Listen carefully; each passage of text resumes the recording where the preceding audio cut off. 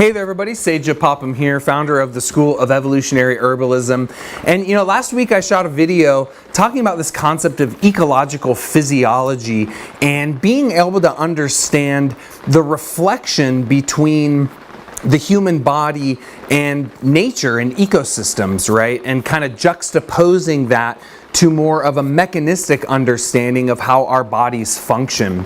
And it got me to thinking about just the practice of herbal medicine in and of itself, and the importance of balancing our studies and our work as herbalists, right?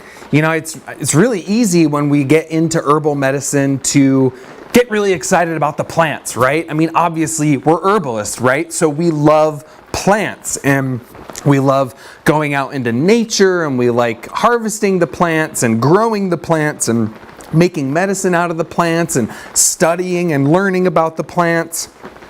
But what I've noticed with a lot of folks, especially those just getting into herbal medicine, is that it can be really easy to forget about the other half of the herbal medicine equation, right?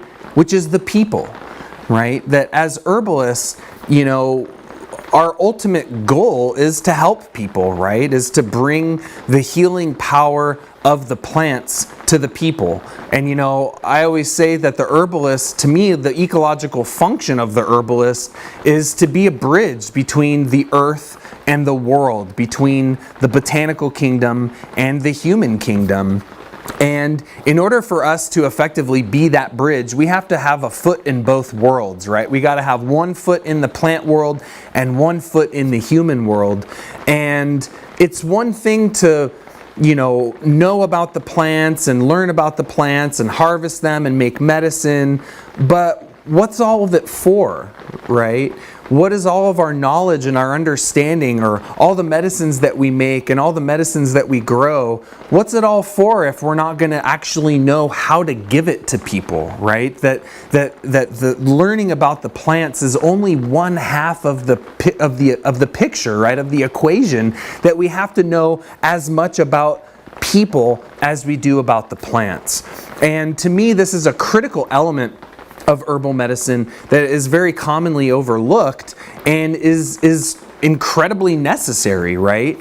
I mean, I can remember when I first started practicing as an herbalist over 10 years ago that it became very clear to me how important knowing how to work with people is, right? Knowing how to do a good intake and interview, knowing how to ask people the right questions so that you get all of the information that you need in order to select the appropriate remedies, right? That you have an understanding of their constitution, right? The overall makeup of their body. They have an understanding of the organ systems, right? How the organs function, what happens to them when they become dysfunctional, right?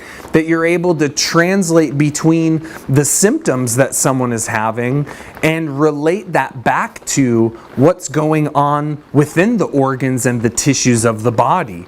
And being able to learn how to assess those things, right? Being able to learn how to understand the core patterns of what someone is going through so that then we can translate that over to the plants that we all know and love so much. And this is a really, really important aspect of herbal medicine and ultimately requires us to broaden our knowledge, broaden our understanding, right? That we can't get so tunnel visioned in on the plants that we forget about the people that we're going to give them to. And I think there's different layers to being an herbalist, right? We've got a lot of different levels of that, different scales of the practicing herbalist, right? A lot of us get into plants because maybe we've got something going on in our own bodies that we need help with, right? And we don't want to take a conventional approach. We'd rather work with the medicines of the earth, right?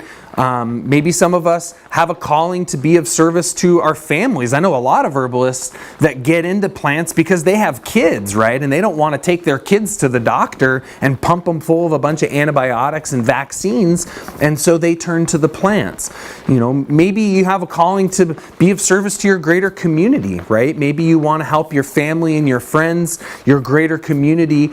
Or maybe you're a practicing physician, right? An ND, an MD, an acupuncturist, right? Maybe you want to get more to that clinical level where you're seeing clients and seeing patients on a consistent basis. Whatever level of or scale of herbalist that you'd like to become or that you currently are, I believe regardless of that scale, there is a critically important facet to understanding the people that you're going to give the plants to. And as I said, there's a lot of layers to that, from knowing how to interface and interact with people, knowing how to get all the information that you need, because you have this framework, this knowledge, this understanding of the plants. Well, we need a framework, a knowledge, and an understanding of the people so that we can translate between the two, so that you can see what is the root issue of what's going on with this person, and then being able to translate that or bridge that over to the plants that you work with so that you can give them the right remedy that is not just going to suppress their symptom or take their symptom away, but it's actually going to get to the root cause of the problem.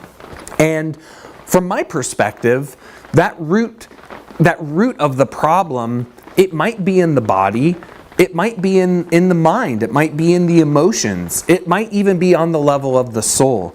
And from my approach to herbal medicine, and some may disagree with me on this, some may not practice in this way, and that's totally okay.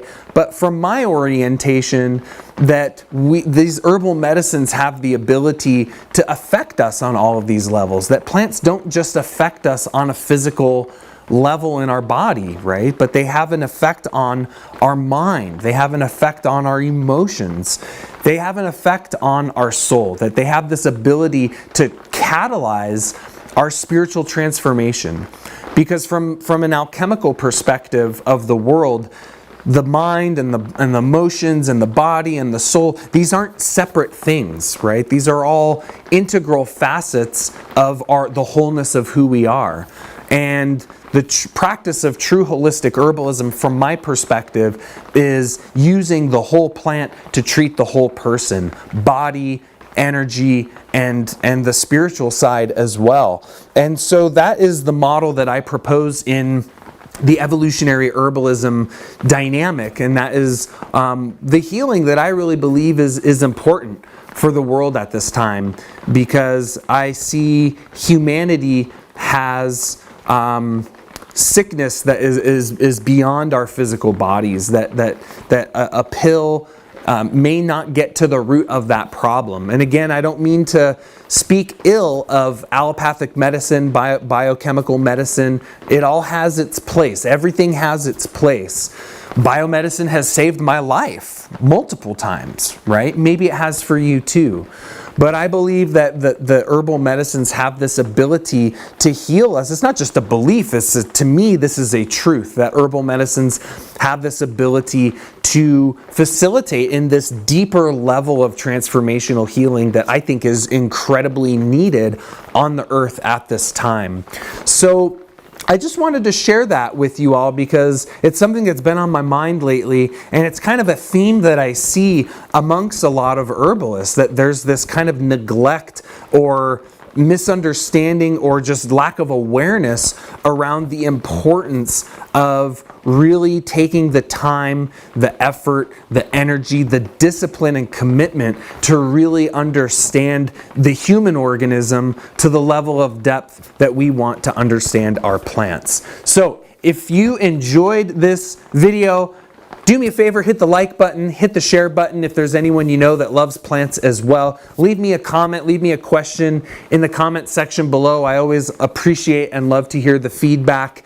And I really hope that you get some perspective on this, right? And maybe start to consider deepening in your studies of people so that you can be ultimately a more effective herbalist, right? Because this is the type of healing that I see is so needed at this time, and I believe the world needs more herbalists. The world needs more people to step up and to provide the healing that people need, and to be that bridge between the world and the earth, the plants and the people. So thanks so much for checking out this latest issue of the blog here, and until next time, take care and be well.